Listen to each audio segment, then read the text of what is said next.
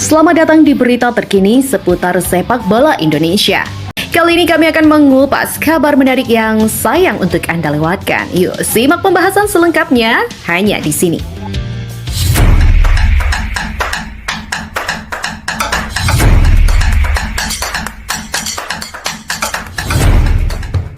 Banyaknya sorotan yang tertuju pada skuad Garuda era baru ini jangan sampai membuat para pemain terlena apalagi terbuai, karena bagaimanapun persaingan di round ketiga ini sangatlah berat.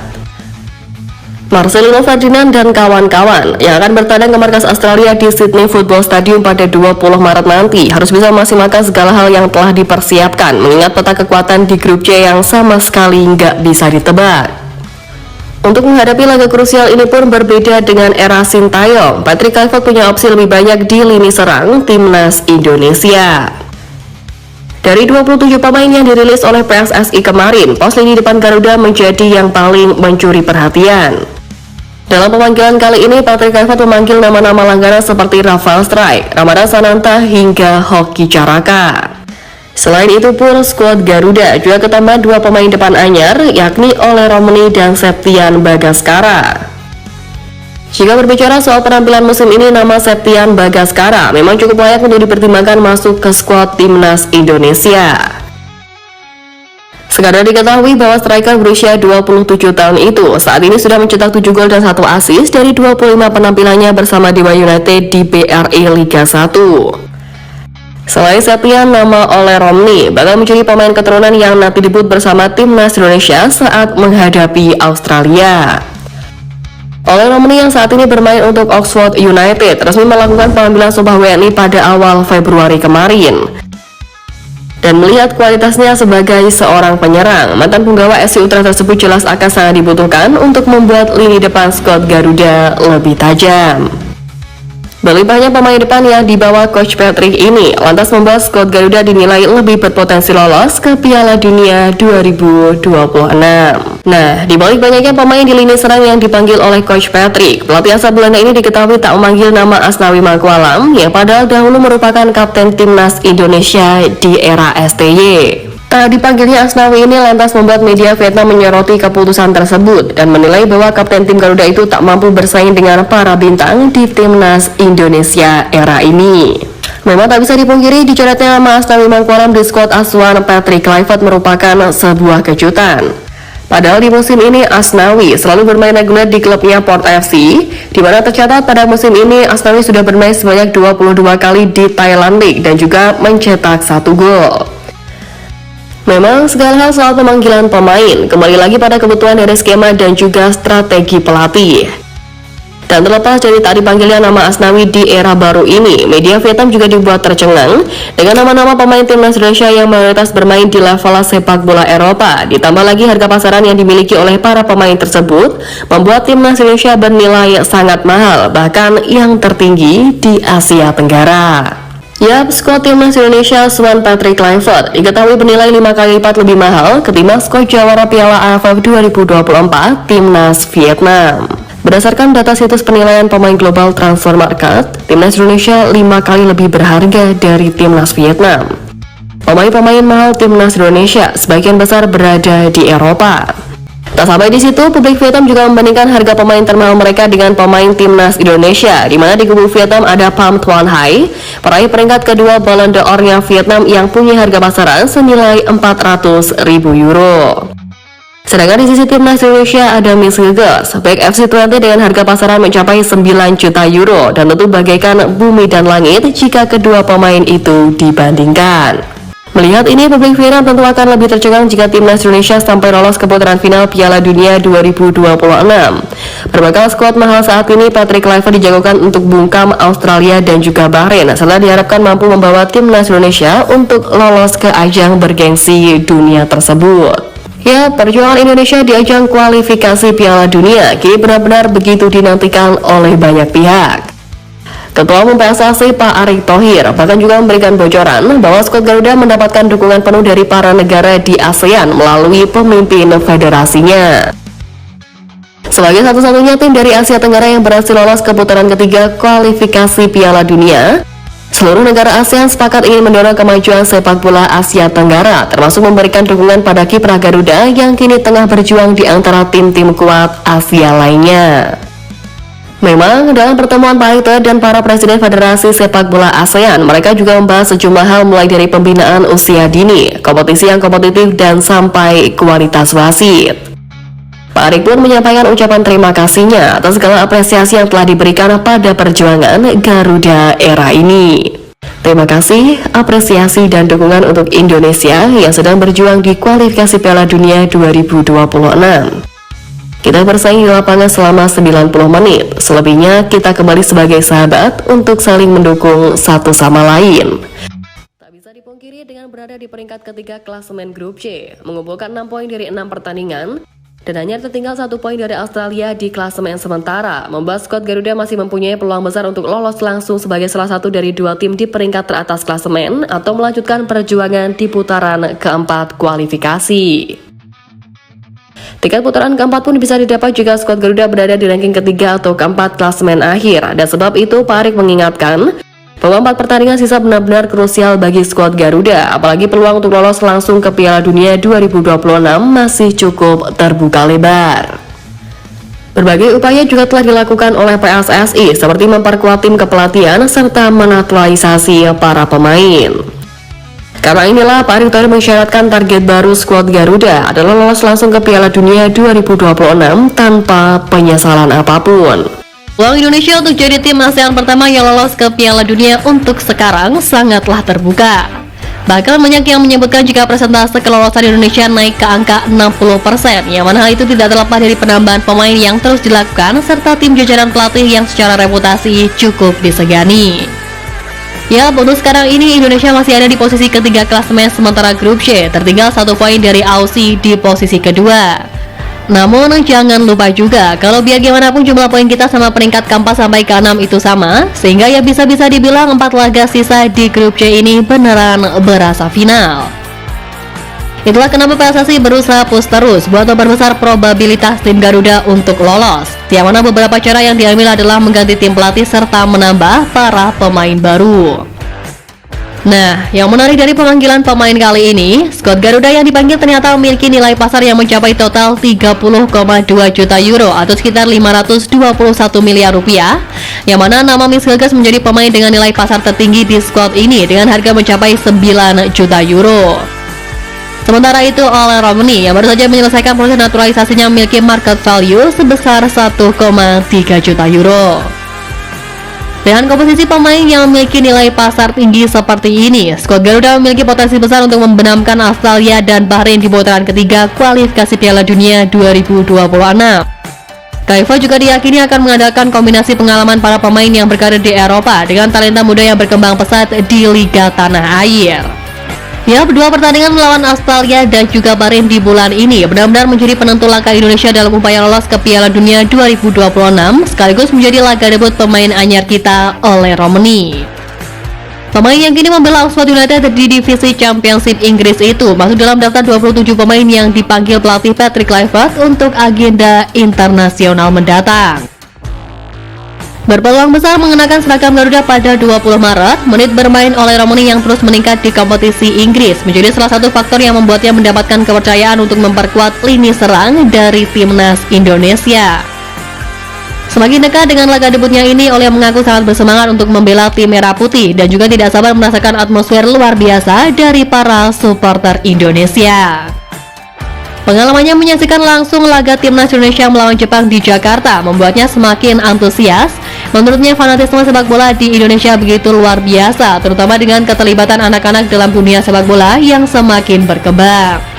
Melawan Australia adalah pertandingan pertama di periode internasional mendatang. Saya sangat menantikannya juga saat saya berada di sana.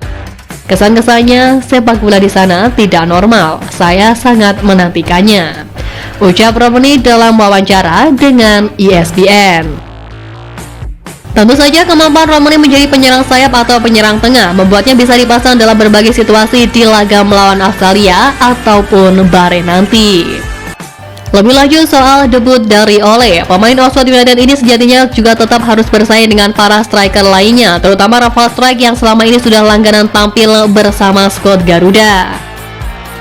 Rafael Struijk bisa dibilang sebagai pesaing terberat Ole di lini serang Garuda saat ini, apalagi pemain yang saat ini berkarir di Australia bersama Brisbane Roar itu selama ini selalu menjadi andalan di lini depan skuad Garuda. Menurut catatan pun, mantan pemain ADO Den Haag tersebut telah mengumpulkan 25 caps bersama tim Merah Putih sejak debutnya pada 14 Juni 2023. Rafa juga telah mencetak 1 gol bersama timnas Indonesia saat melawan Bahrain di kualifikasi Piala Dunia 2026 pada 10 Oktober tahun lalu. Tak hanya Rafa, Ole Romney juga harus bersaing dengan Ragnar Oratmangun yang telah mencatatkan 9 caps dan berhasil mencetak 2 gol sejak debutnya bersama skuad Garuda pada 26 Maret 2024. Ragnar juga diketahui sukses mencetak gol saat skuad Garuda melawan Vietnam di putaran kedua kualifikasi Piala Dunia, dan setelah itu gol keduanya dicetak saat skuad Garuda melawan Bahrain pada 10 Oktober tahun lalu. Kemudian selain itu juga ada Ramadhan Sananta yang telah mencatatkan 12 cap bersama timnas Indonesia senior dan mencetak sebanyak 5 gol sejak debutnya pada 24 September 2022. Selain mereka, tentu saja pemain depan lainnya bakal menjadi pesaing Ole Romney dalam memperebutkan tempat, termasuk nama Septian Bagaskara yang masuk dalam pemanggilan pemain kali ini. Namun meskipun demikian, menanggapi hal ini, pemain Oxford United itu mengaku siap menghadapi tantangan apapun. Tentu saja ini termasuk bersaing dengan Rafael Struijk dan juga para pemain lainnya. Penyerang berusia 24 tahun tersebut menekankan sebagai pemain, pasti dia ingin menjadi figur penting buat skuad Garuda. Untuk itulah dia tak gentar bersaing dengan Rafael Struijk hingga Ragnar Oratmangun. Ole akan berusaha memberikan yang terbaik karena keputusan final soal siapa yang akan turun bermain tetap berada di tangan pelatih. Ya, persaingan ketat antar pemain di era ini tentunya bakal kian ngeri. Menilik susunan pemain yang ada pun juga kian mumpuni. Kondisi ini ternyata juga menimbulkan kekhawatiran di kubu Australia, yang mana hal itu dibocorkan oleh pemain timnas Indonesia Sandy Walsh. Sandy Walsh yang kini memperkuat klub Liga Jepang Yokohama F Marinos membocorkan kekhawatiran bek timnas Australia Thomas Deng jelang melawan skuad Garuda nanti. Bagi yang belum tahu, Thomas Deng saat ini juga berkarir di klub yang sama dengan Sandy sehingga keduanya sering mengobrol. Menurut pengakuan dari Sandy, Thomas Deng merasa khawatir untuk menghadapi timnas Indonesia dan juga mengakui bahwa skuad Garuda merupakan tim yang kuat. Kekhawatiran itu juga bertambah dikarenakan Australia tengah dilanda badai cedera, utamanya di posisi bek. Sebut saja seperti bek jangkung Harry Sauter hingga Alessandro Kirkati yang dipastikan absen kala melawan skuad Garuda nanti. Dan menilik ini, kekhawatiran yang melanda kubu Australia tentunya bisa dimanfaatkan oleh skuad Garuda untuk meraup poin penuh di kandang Sakros. Kemudian di lain sisi dari itu, tak dipanggilnya Yaakob Sayuri yang merupakan andalan timnas era Sintayong juga memunculkan banyak respon dari netizen tanah air. Yaakob Sayuri merupakan nama yang cukup sering dipanggil STY dan sudah mencatatkan 24 caps di timnas Indonesia.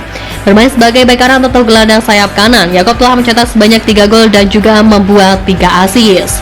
Meski diajukan oleh Patrick Kluivert dalam pemanggilan kali ini, pemain Maluku United itu merespon dengan cukup positif dengan mendoakan bahwa timnas Indonesia agar bisa meraih hasil yang baik. Sukses buat semuanya, semoga mendapat hasil yang terbaik. Hormat. Tulis Yaakob Sayuri di Instagram story-nya. Untuk saat ini sendiri, pemain di sektor kanan yang dipanggil oleh Patrick Kluivert ialah Sandy Walsh, Kevin Dykes, hingga Eliano Reinders, yang mana tentu saja harapannya timnas Indonesia bisa meraih hasil positif dengan susunan pemain anyar yang ada sekarang ini. Hari terus berganti dan jarak ke pertandingan juga makin dekat. Patrick Kluivert beserta tim pelatih yang lain sebisa mungkin harus bisa segera menentukan strategi yang tepat usai resmi mengumumkan skuad yang bakal dimainkan di laga bulan ini. Tentu saja dua laga penting di bulan Maret, apapun caranya harus bisa mengambil kemenangan, dan itulah yang sedang diusahakan betul oleh semua tim saat ini. Jika berkaca dari skuad yang ada sekarang, sebenarnya kemenangan Garuda dirasa cukup realistis, terlebih dengan kondisi lawan yang sedang tidak baik-baik saja seperti sekarang. Ya, Bahrain, rival yang bakal kita jamu di tanggal 25 nanti diketahui sudah bersiap sejak awal dengan menjalani latihan di bulan Ramadan ini. Pelatih Bahrain Dragan Talajik mengungkapkan bahwa anak asuhnya sangat bekerja keras di sesi latihan. Namun dari start awal ini ternyata Talajik juga mengungkapkan bahwa terdapat beberapa pemain yang disebutnya mendapatkan beberapa masalah fisik jelang bersua tim Garuda. Sejatinya, langkah yang dilakukan Bahrain ini menandakan bahwa mereka benar-benar tidak menganggap remeh timnas Indonesia dan juga ingin tampil maksimal di laga nanti. Apalagi dalam skuad yang dibawa mereka, dengan terajik memanggil 26 pemain yang 8 diantaranya merupakan penyerang, Bahrain yang baru saja meraih gelar juara Piala Teluk tentu berada dalam momentum positif dan diprediksi akan menargetkan 2 kemenangan di laga bulan Maret ini. Mereka juga tahu bahwa Indonesia merupakan lawan yang tak bisa dianggap enteng setelah pada leg pertama sebelumnya skuad Garuda berhasil menahan imbang Bahrain. Melihat ini, Pundit Sepak Bola Indonesia Binder Singh atau yang lebih akrab disapa Bung Binder memberikan pandangannya mengenai keputusan Bahrain untuk membawa banyak penyerang dalam skuad mereka. Baginya, keputusan ini mencerminkan ambisi Bahrain untuk meraih kemenangan melawan Indonesia dan kemungkinan besar pun mereka akan mengusung permainan menyerang saat bertanding melawan tim Garuda nanti. Ini tentu menjadi tantangan bagi Indonesia, namun juga bisa menjadi keuntungan besar jika tim Garuda mampu memanfaatkan strategi serangan balik. Tapi meski demikian, yang terpenting bagi skuad Garuda saat ini adalah bermain dengan taktik yang matang. Permainan indah atau terus-menerus menyerang bukanlah prioritas utama. Yang paling penting adalah bagaimana tim bisa bermain secara taktis sesuai dengan kekuatan dan juga kelemahan lawan. Yap, jelang 2 laga krusial di bulan ini tentu saja Coach Patrick juga harus mampu menyiapkan taktik yang dipahami dengan baik oleh semua pemain sehingga mereka bisa bermain dengan sinergi yang solid di lapangan. Sebanyak 27 pemain yang telah dirilis oleh PSSI benar-benar diharapkan dapat membawa Garuda melangkah lebih jauh dan menunjukkan kualitas permainan terbaik mereka di hadapan publik tanah air. Nama-nama seperti Marcelino Ferdinand, Rizky Ridho, Tom Hai, Rafa Strike hingga Calvin Verdong menjadi nama pemain yang sejauh ini selalu menjadi andalan dalam diri timnas Indonesia. Nah, begitupun dengan Justin Hubner, punggawa Wolverhampton Wanderers U21 itu pun memberikan respon atas pemanggilannya ke timnas Indonesia kali ini. Lewat akun Instagram pribadinya, pemain 21 tahun itu mengungkapkan kegembiraannya setelah kembali dipercaya tampil untuk skuad Garuda. Pemain yang pernah memperkuat klub Jepang Cerezo Osaka itu pun menambahkan caption yang cukup emosional. Selalu istimewa ketika mendapat panggilan untuk tim nasional. Pemain keturunan Indonesia Belanda ini memang tercatat memiliki 12 caps bersama timnas Indonesia senior. Kemudian ia pun tercatat tampil sebanyak 2 kali bersama timnas Indonesia U20 dan 5 kali memperkuat timnas Indonesia U23. Dengan masuknya Justin Hubner dalam pemanggilan pemain jelang lawan Australia dan juga Bahrain ini, lini belakang skuad Garuda juga akan memiliki banyak pilihan. Tentu dengan semangat membara yang ditujukan Hubner dalam pemanggilan kali ini, ia diharapkan mampu memberikan kontribusi positif dalam asa Garuda menyabat poin penuh di 2 laga bulan ini.